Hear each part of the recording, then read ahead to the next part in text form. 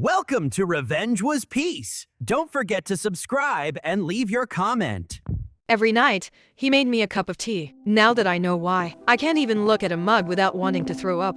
At first, I thought it was sweet. He'd come home from work, drop his bag on the couch, and ask in that same flat tone, "Want your tea, babe?" It became a ritual. Chamomile, sometimes fennel, a bit of honey, always a single cracker on the side, like a little gift. And me? I thought he was being thoughtful. I work from home, spend hours on video calls, juggling angry clients and impossible deadlines. So when he brought me tea every night, I saw it as his way of taking care of me. We didn't fight much. Actually, we barely talked. Silence had become a third roommate between us. Always there, especially at night, when he'd hand me my tea and mutter, "Drink it before it gets cold." And I did, every night, without question. It took a while before I noticed something was off.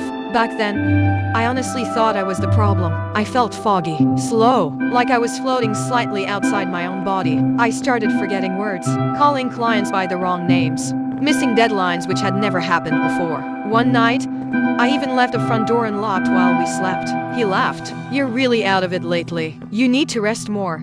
And that same night, the tea tasted sweeter than usual. The next week, I woke up on the living room couch. No idea how I got there. Last thing I remembered, I was in bed scrolling through my phone. I asked him, "Did you move me to the couch?" And he said, "No, you went there yourself." I don't know why. I started doubting myself. Soon, I stopped drinking the tea, told him I just wasn't in the mood, said I'd rather have water. And that's when he said something that made my stomach twist, even though I didn't fully get why at the time. "You trust me, don't you?" Back then, I said yes. Of course I did. He was my husband, my partner. We'd shared a bed, a home, a life for almost 7 years. But something shifted that night. I accidentally spilled the tea on the floor, and what I saw made my pulse pound in my ears. The liquid looked cloudy, like something had been stirred in, but hadn't fully dissolved. "Too much sugar?" I asked. He didn't blink. Must have been the honey. But in that moment, I knew. I didn't have proof yet. But my gut was already screaming. So I started pretending to sip, pretending to smile, pretending to still be asleep. While inside, I was screaming one question on repeat. "What the hell have you been putting in my tea?" I started keeping the mugs. Not all of them, just the ones that made me feel off. After he'd go to bed, I'd pour the tea into an old thermos and hide it behind the washing machine. Some nights, I'd take a sip, swirl it in my mouth, and spit it out into the sink.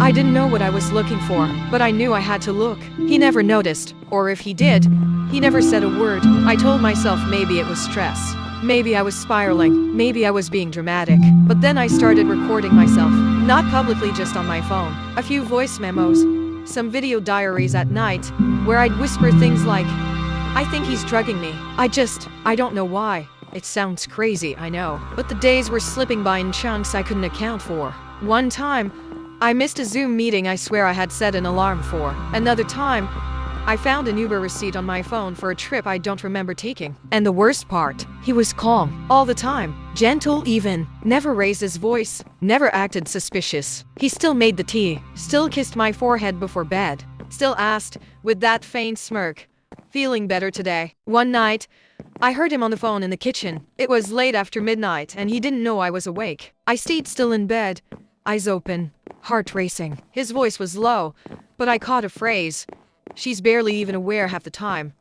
I don't know who he was talking to, but I stopped breathing for a second. That was the night I made a copy of our house key and left it in a Ziploc under the neighbor's plant pot, just in case. The next morning, I told him I had a dentist appointment. Instead, I went to a pharmacy on the other side of town. I brought one of the mugs I'd saved and asked if they could run a basic test on the residue inside. They looked at me like I was paranoid, maybe even unwell, but I insisted. "Please," I said. "I just need to know." They said they'd call in 2 days. That night, I didn't sleep. He brought me tea again. I smiled, thanked him, and waited until he left the room. Then I poured it slowly down the sink. What stayed at the bottom of the cup was pink, just a hint. Like powder that hadn't fully dissolved. I didn't cry. I didn't panic. I just stood there, staring at it, hands shaking, thinking. 2 days later, I got the call. I was in the bathroom, pretending to pluck my eyebrows, phone on silent between my knees, when the number showed up. I answered with a whisper. "Yes?" The woman on the line was professional, polite. Too polite. "We can't give you a full toxicology report without proper authorization." but there were traces of antihistamines and sedatives in the sample, fairly strong ones. My heart dropped. Sedatives. Sedatives. I didn't say anything. I couldn't. My tongue felt glued to the roof of my mouth. My body was frozen, knees pressed against the tile wall. She kept talking. Something about it being not uncommon in certain over-the-counter sleep aids. But I wasn't hearing her anymore, because suddenly, every blank space in my memory had a name. Every night I lost. Every morning I woke up foggy. Every time I second-guessed myself. He was sedating me, deliberately, and I had let him. Worse, I'd trusted him. That night, I didn't confront him. I watched him. Watch how he carefully prepared the tea, how he added the honey after stirring, how he placed a mug on the same coaster, right next to my spot on the couch. "You're quiet tonight," he said. I forced a smile, just tired. He looked at me, really looked at me, and I realized he had no idea I knew. That was the moment something inside me shifted. A quiet scream started building in my chest. Not the kind you let out, the kind you sharpen. I started making copies of everything. I took photos of the mugs with residue, screenshots of my Uber receipts, video clips of me fake drinking, then pouring the tea out and recording the bottom of the cup. I created a private folder in the cloud labeled Taxes 2021.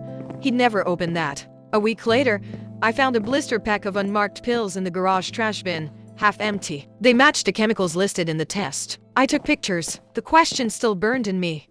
Why was he doing this? But at that point, I was done chasing answers. Now I wanted an exit. A clean one. A smart one. One he wouldn't see coming. So I waited. Played the part. Laughed when he made dry little jokes. And every time he said, "You trust me, right?" I said, "Of course." But in my head, I whispered, "Only long enough to burn you quietly." I didn't scream. I didn't cry. I didn't even stop drinking the tea, not visibly anyway, because I knew that the more I pretended, the more careless he'd become. And he did. He stopped watching me drink it. Stopped asking if I finished it. He started assuming that was his mistake. I started using an eyedropper to pull tiny samples from the mug before pouring the rest out. Every night, I labeled the vials with a date and time, stored them in an old makeup bag, then tucked it inside a tampon box. He never looked there. I wasn't planning a dramatic exit. I wasn't even sure if I wanted revenge. At first, I just wanted to survive it. But then something happened. One night, I came home from the store earlier than expected. He was in the kitchen, didn't hear me come in. I saw him crush something between two spoons, a fine powder, and he poured it carefully into a teacup. Then he looked up and froze. "Hey," I said, calm, blank. I forgot the almond milk. He blinked fast. "You scared me. Sorry." I walked over, kissed his cheek, and peered into the mug. "Chamomile again?" He nodded, too quickly. That night, I didn't pretend. I took one sip, made a face, and said, "This one tastes weird." His face didn't move. "Weird how? Bitter." I looked at him. "You didn't change brands or anything?" He shrugged. "Maybe it's the water. You've been acting extra sensitive lately. Gaslighting. Clean and clinical." But he'd slipped up. The next day, I made an appointment with a lawyer, not a dramatic divorce attorney, not yet. A quiet one, someone who specialized in covert exit strategies. She believed every word, didn't even flinch when I showed her the photos, the test results, the pills. "You're not crazy," she said. "You're lucky you caught it." Together, we planned the exit, bank accounts, passwords, safe housing, everything timed to the hour. There would be no confrontation, no begging for explanations, no final fight, only silence and consequences. But the best part, he had no idea it was coming, because that same night, he made me tea, and I drank every last drop, smiled, winked. "Tastes normal again." He smiled back, the last smile he'd give me as a free man. The day I left didn't feel like an escape. It felt like a meeting I'd finally decided to stop rescheduling. He was at work. I knew his schedule down to the minute. Every Thursday, he stayed an extra hour for some team call I suspected didn't even exist. It didn't matter. I waited until 3:10 p.m., then I walked out. No note, no suitcase, just a backpack, my phone, the makeup bag with the vials, and a printed folder labeled Pet Medical Records. Inside that folder, lab results, photos, timestamped screenshots, my video diary transcriptions, the pills I'd collected in a sealed Ziploc. I left the door unlocked on purpose. He came home to an empty house. I imagined him calling my name, walking from room to room, opening the bedroom closet, realizing my shoes were gone. I imagined him standing in the kitchen, staring at the two mugs still in the sink. Then his phone rang. The officer's tone was calm, but firm. "We're calling regarding a formal report of suspected domestic poisoning." We'd like you to come in for questioning. That was the moment he realized the silence wasn't safety anymore. It was a trap, and I had said it slowly, deliberately, with every thank you and every fake sip. I watched from my safe location as everything unfolded. Through legal channels, with full documentation, with no drama, just facts. He tried texting. "Where are you? Please talk to me. This is a huge misunderstanding." I didn't answer. A few hours later, "You're blowing this out of proportion. I was trying to help you sleep. That's all."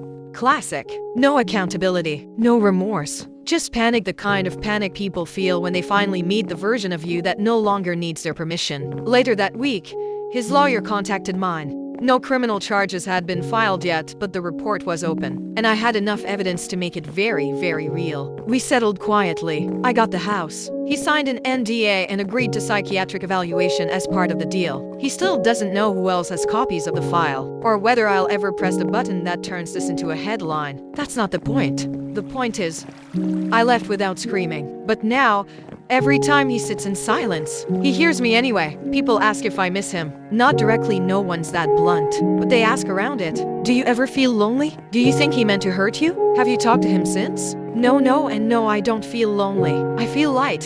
For the first time in years, I sleep through the night without waking up in a fog. I remember things. I make plans. I laugh real laughter.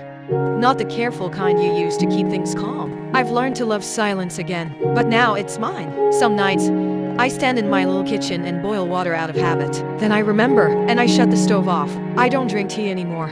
Maybe someday I will, maybe not. But for now, I sip water with lemon and think about how close I came to disappearing without anyone noticing. I think about the version of me that smiled through confusion, who thought love looked like obedience, who thought doubt was disloyalty, who thought if someone said, "You trust me, right?" the answer had to be yes. She's gone, and in her place, me. Unfiltered, unafraid, unapologetically alive. I don't tell this story to scare people. I tell it to remind them. Sometimes the most dangerous thing isn't the person yelling at you. It's the one handing you tea with a smile. And sometimes the loudest revenge is walking away so quietly, they never hear from you again. I'm not who I was when this began, and I never will be again.